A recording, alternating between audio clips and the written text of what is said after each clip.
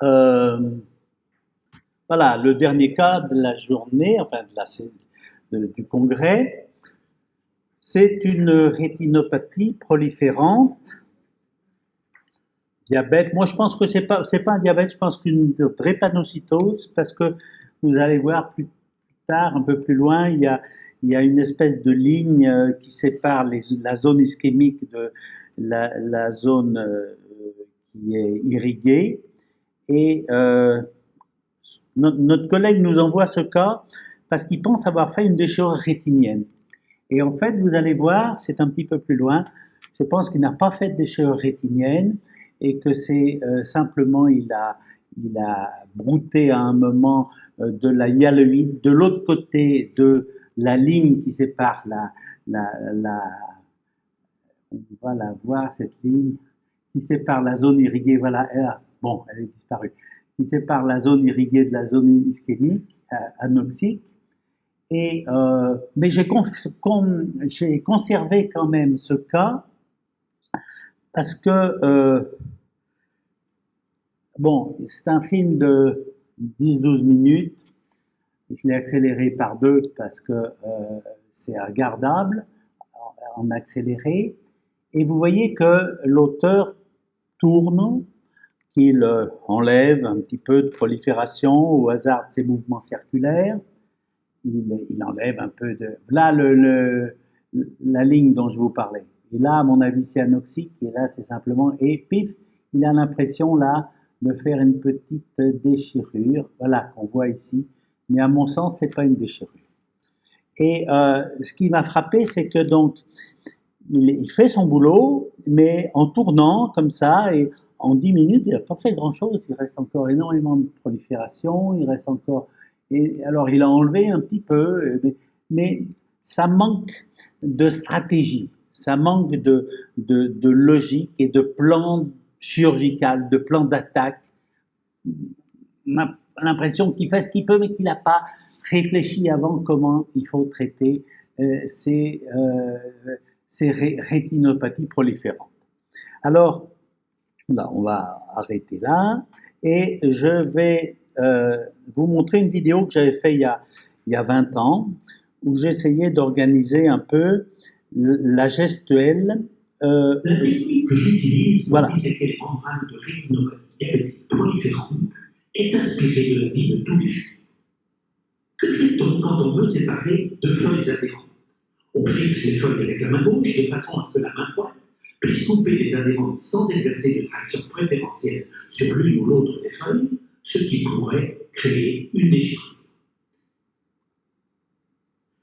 Dans l'œil, il y a un endroit qui peut jouer le rôle de la main gauche, c'est la papille.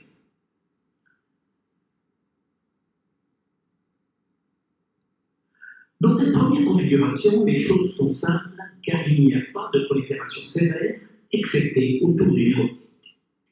On va simplement créer un plan de clivage, fendre la membrane jusqu'à l'équateur et tourner autour du neurotique.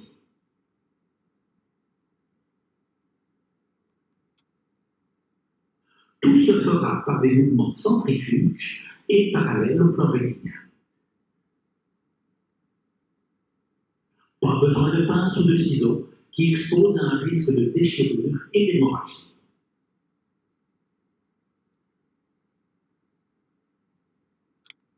En passant par le plan de clivage, surprenamment, ça ne saigne pas.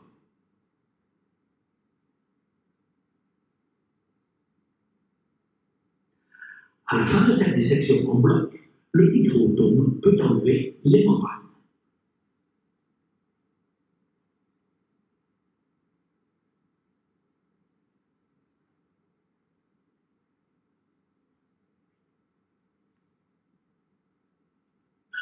Dans une deuxième configuration, la prolifération est plus sévère et atteint l'équateur. On peut procéder de la même façon, puisqu'il y a un espace libre entre les membranes et la base du vitré.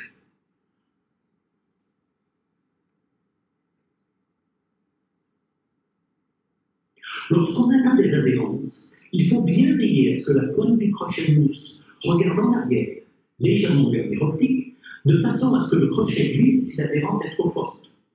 Le crochet est juste là pour délaminer selon le plan qui va. l'image, pas pour tirer sur la défense.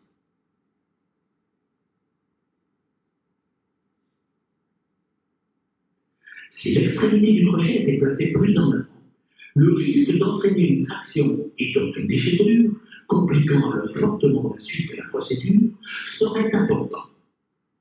L'utilisation du crochet mousse évite également les hémorragies. Prenons par exemple ce cas où l'utilisation d'une aiguille fait saigner cette prolifération très active à chaque tentative de délamination.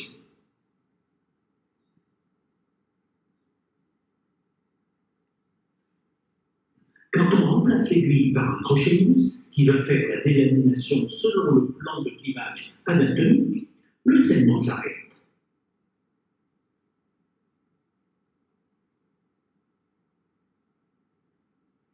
Là encore, le crochet est utilisé uniquement pour délaminer et rompre les adhérences.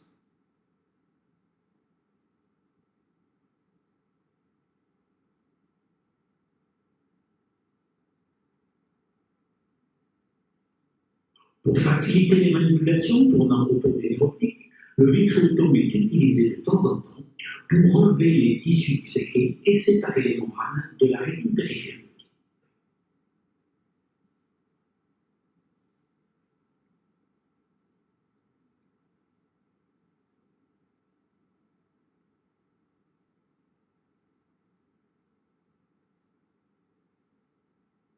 Quand les adhérences sont trop fortes ou trop difficiles à disséquer par des mouvements centrifuges, comme c'est souvent le cas dans les cadences supérieures près des sclérotomies, on peut finir le travail en utilisant uniquement le vitréotome, à condition de contrôler simultanément à la pédale le débit d'aspiration et la fréquence de coupe.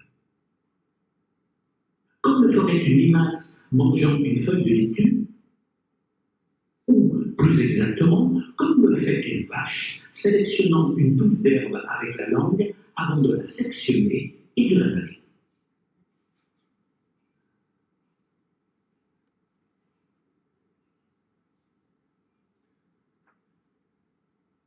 Dans cette troisième configuration, la prolifération adhérente s'étend jusqu'à la périphérie. On ne peut plus faire la même chose car il n'y a pas d'espace libre entre la prolifération et la base du vitré. De plus, si l'on tente de disséquer entre deux fortes adhérences, on ne profite plus de la papille comme point d'ancrage fixant la membrane et l'on peut engendrer une déchirure. Le plus simple est alors de n'utiliser que la pièce à main.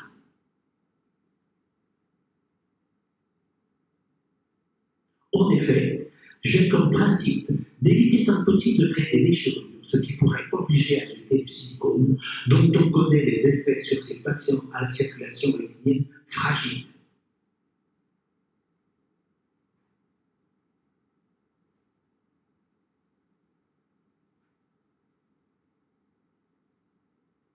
Cette façon de faire peut paraître un peu fastidieuse, mais elle est pour moi la plus sûre si l'on veut se passer de silicone.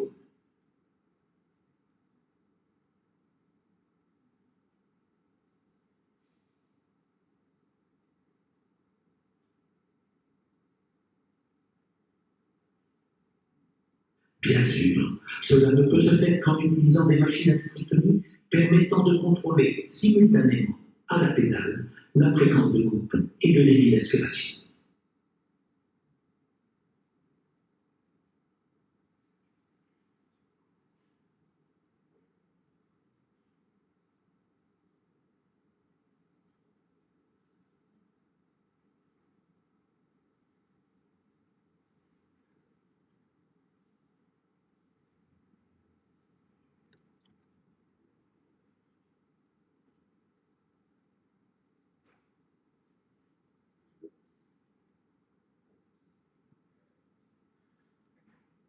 Voilà. Jean-Paul, tu avais quelque chose à nous dire? Oui.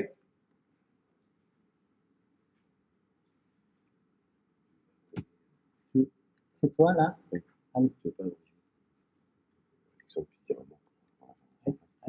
Mais on va vite passer en fait.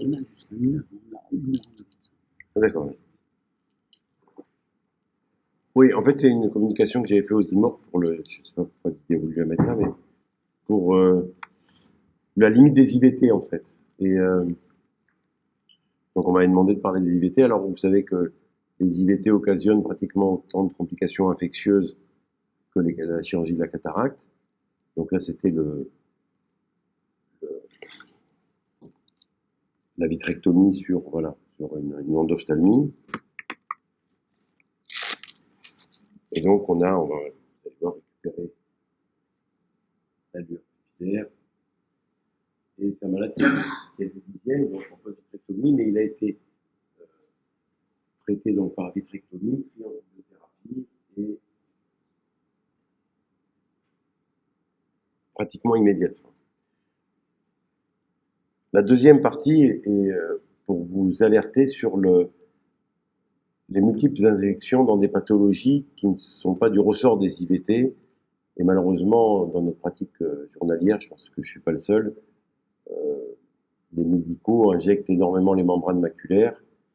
Et en fait, moi, je vois arriver, malheureusement, relativement souvent, des gens avec 17, 20 IVT sur une membrane rétractée.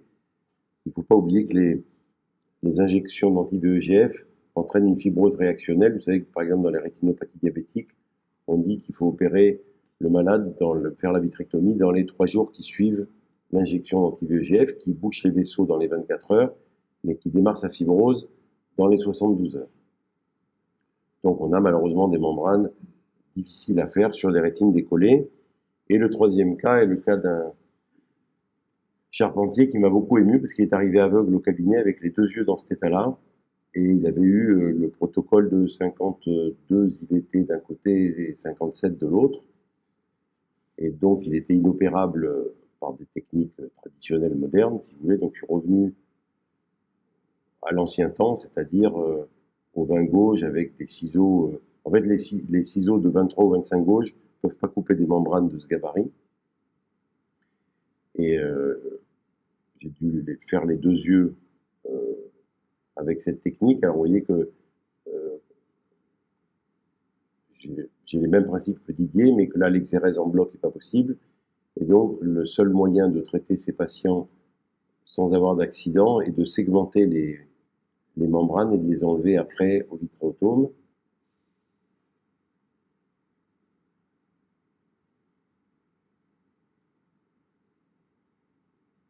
Voilà. Donc j'ai isolé petit à petit les membranes et vous allez voir qu'on...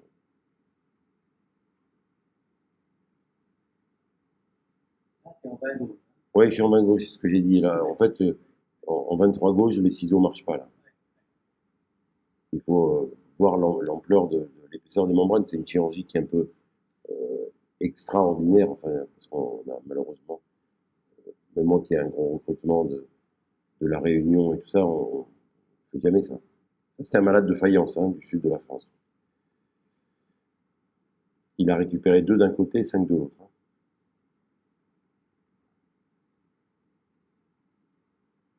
Et je n'ai pas obéi parce que je crois qu'il est tamponné par du silicone en fin d'intervention pour réduire l'hémostase, pour favoriser l'hémostase. Bon, c'est une chirurgie un petit peu presque finie. Donc vous voyez, une fois qu'on a segmenté, on peut très bien disséquer avec le vitréotome sans créer de déchirure. Voilà. Et donc ça c'est l'endolaser et le silicone en fin d'intervention, contre l'avis de mon maître, mais pour le bien du patient, parce que je pense que si j'avais mis du gaz, il aurait ressaigné là. Merci. Je les enlève dans les 15 jours, le silicone.